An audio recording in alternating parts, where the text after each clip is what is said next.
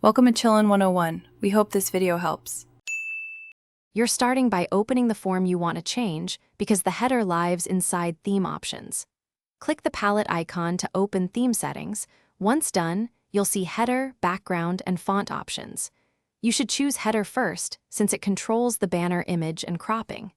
Make sure the form is not in preview mode and that you have the image ready or accessible.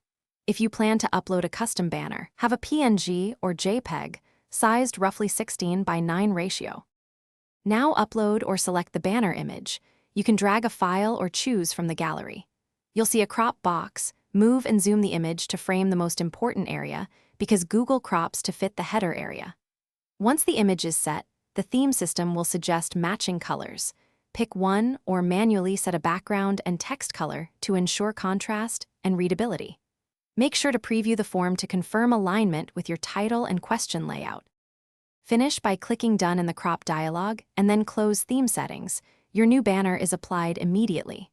Test the form in preview and on a mobile device to confirm the header scales properly. This is why aspect ratio and resolution matter. If the image looks blurry, replace it with a higher resolution or correctly cropped file. If changes don't show, make sure you clear your browser cache or reload the form, and try a different browser to rule out a local display glitch. Thanks for watching. Consider subscribing if we helped you.